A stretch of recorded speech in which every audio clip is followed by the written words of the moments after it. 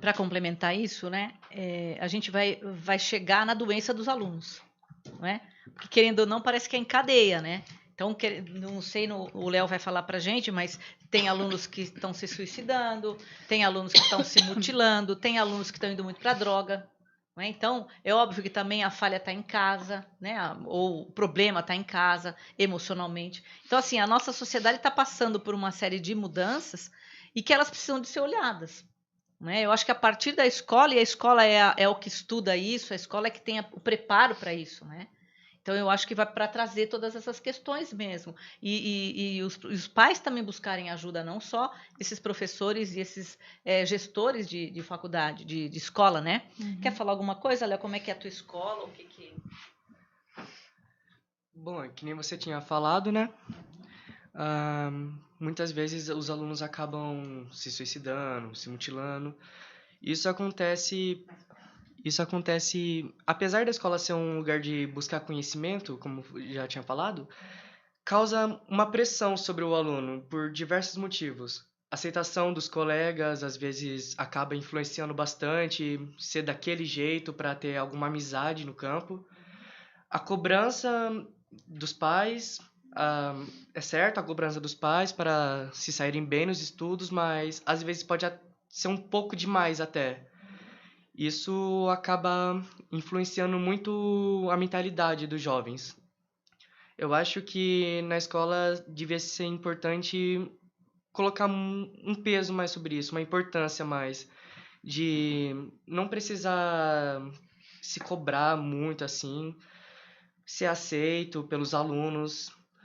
E outra coisa também são os alunos, é que nem tinha falado, às vezes tem os professores querendo tomar o lugar dos pais, tem vezes que os alunos queiram tomar o lugar dos professores, achando que sabem mais, não Muito bom. admitindo o erro, e isso acaba influenciando bastante a convivência, a relação entre aluno e professor, e às vezes acaba chegando até em casa também esse conflito. Bacana. Não, e para complementar isso, isso é cascata, né? Porque você imagina que o aluno quer tomar o lugar do professor, o professor não concorda com o coordenador e quer tomar o lugar, que quer tomar o lugar do diretor.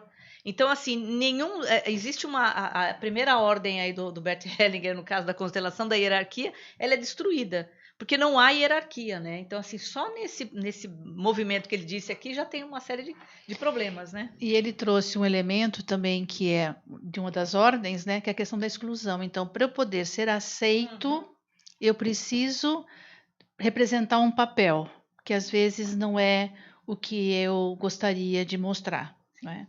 Então, isso são elementos ou princípios que eu pretendo trabalhar nesse curso, né, com os professores e gestores. Assim, todos têm que ser incluídos, né? E como é que a gente pode começar pelo meu sistema, né, para olhar para isso. Uma outra questão que eu queria trazer, que ele falou sobre essa questão da cobrança, né, do conteúdo, né, essa pressão. Nós, professores, quando estamos na universidade, na verdade, todas as áreas, né, não é só do professor.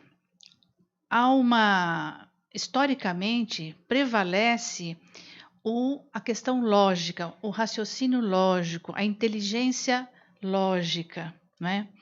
A inteligência emocional, ela não é nem um pouco valorizada. Talvez até e esse é o impacto que vocês sentem na escola. Não há uma preocupação.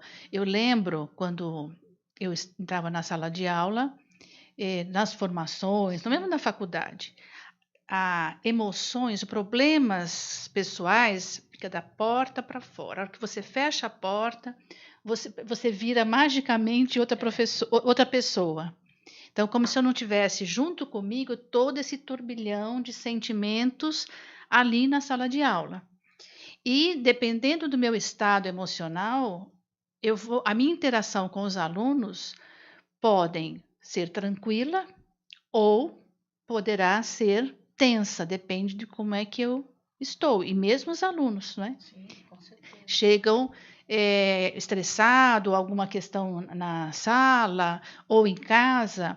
E aí, se o professor não tem essa sensibilidade e que nós não fomos preparados para isso, muito pelo contrário, que exigimos também que os alunos deixem as questões deles fora, né? E não permite, então aqui é só o conhecimento, né? Lógico, matemático, e não pode vir as emoções.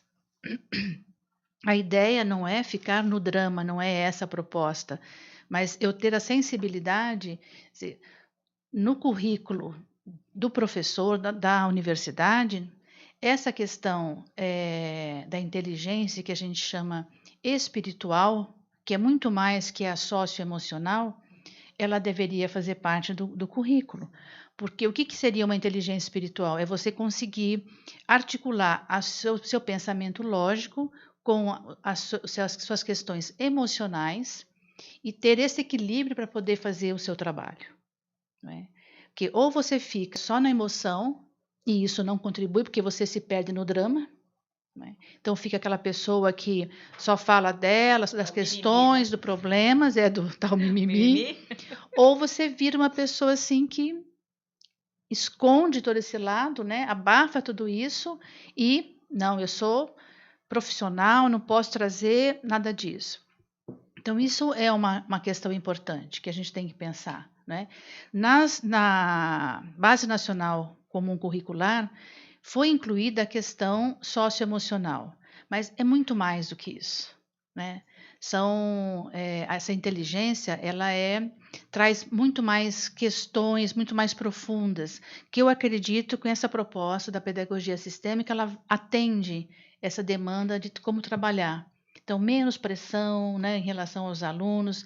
Ali, hoje, o mundo está querendo compartilhar e não competir com o aluno. Então, como é que os alunos podem compartilhar o saber, né, um aprendendo com o outro? Já tem várias experiências, várias escolas que trabalham nessa perspectiva. Não de competição, mas de como é que eu posso estudar junto, aprender junto, que habilidade um tem, outro tem, pode contribuir para o aprendizado. E não um aluno ficar competindo com o outro para saber se está em primeiro, se está em segundo. Então, mudar um pouco essa lógica também da questão da competição. É interessante porque a gente veio falando isso aqui, né? Que as crianças do século XXI, elas não têm mais essa coisa de competição, né? Nós estamos no momento, e 2020, ele fala exatamente isso, é o compartilhar, é o confraternizar, né? Então, assim, nós estamos todos juntos. Eu tenho uma habilidade que você não tem, mas você tem uma que eu não tenho, ele tem outra, e todos juntos. Hoje em dia é grupo. Se a gente não tiver nessa situação, fica muito difícil. E uma coisa que também é interessante a gente falar é isso: o modelo pedagógico já está um pouquinho superado, né? Que precisa de modificar. E que ainda existe uma resistência muito grande, né? E eu acho que isso precisaria de mudar.